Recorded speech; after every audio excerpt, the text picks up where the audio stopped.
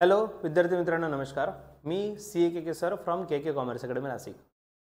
मुलांनो, जसं याच्या आधी पण मी व्हिडिओ टाकला होता महावितरणबद्दल, तारीख पे तारीख अजून पण त्याच्यातच आहोत आपण. महाट्रान्सकोची नवीन ॲडव्हर्टिजमेंट आली, बऱ्याच जणांचं आलंय, म्हणजे आतापर्यंत पर्सनलमध्ये मेसेजेस आले किंवा डिफरंट प्लॅटफॉर्मवर मेसेज आले, सर महाट्रान्सकोवर व्हिडिओ बनवा. खरं सांगू तर लिटरली इच्छाच होत नाही आहे. महावितरणचा जो प्रकार चालला आहे, म्हणजे मुलांना सांगायचं फक्त आशा द्यायची की तुम्ही महाट्रान्सकोची ही पण द्या परीक्षा, ती पण द्या, परीक्षाच देत राहा, तुमची पोस्टिंगचं काही माहीतच नाही.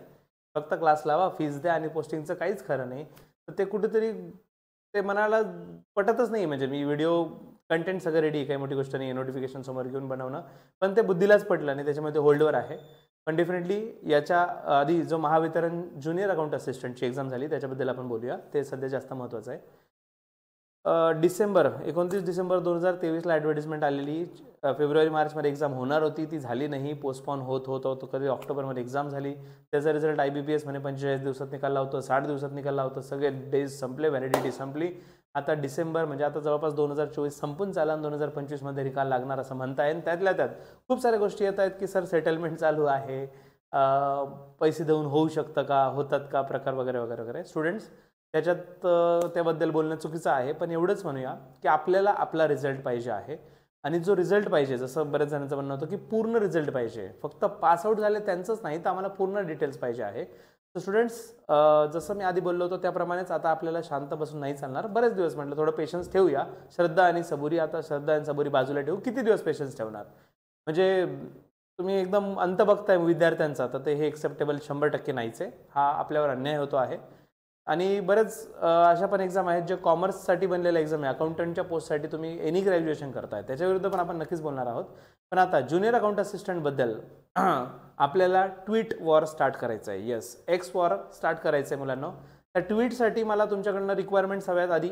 म्हणजे मी खरं सांगू तर माझं मराठीबद्दल एवढं तंत्रशुद्ध एकदम नाही आहे, किंवा कॉम्पिटेटिव्ह एक्झाम जे आहे, स्पर्धा परीक्षा, त्याच्याबद्दल खूप गाढा नॉलेज नाही आहे. म्हणून मी तुम्ही सर्वांना जस्ट विनंती करतोय, एक गुगल फॉर्मची लिंक दिलेली आहे खाली. तुम्ही तुमचं नाव आणि मोबाईल नंबर आणि तुमच्या रिक्वायरमेंट, तो डोंट वरी, ते आपल्याला लीक नाही करायचं, ते माझ्यापुरतंच राहील. फक्त मला तुम्हाला कॉन्टॅक्ट करण्यापुरतं तुम्हाला नाव नंबर घेतोय मी. आणि तुमच्या एक्झॅक्टली अपेक्षा, म्हणजे मला तुमच्या अपेक्षा कळल्या ना, तर आपण ट्विटमध्ये असं नको यायला. फक्त फॉर एक्झाम्पल मी ट्विटरमध्ये फक्त टाकलं ट्विट की आमचा रिझल्ट लवकर लागावा, दॅट्स इट, हे संपला विषय. पण आपल्या अजून काय मागण्या आहेत त्यांच्याकडनं ते आपल्याला पूर्ण क्लिअरली समजलं पाहिजे. त्याच्यामुळे तुमच्या मागण्या व्यवस्थित शब्दांमध्ये फ्रेम करून, आणि मराठी भाषेतच, ऑफकोर्स मराठी तुम्ही कम्फर्टेबल आहात, काही प्रॉब्लेम नाही, आपली परीक्षा पण त्या हिशोबाने होती.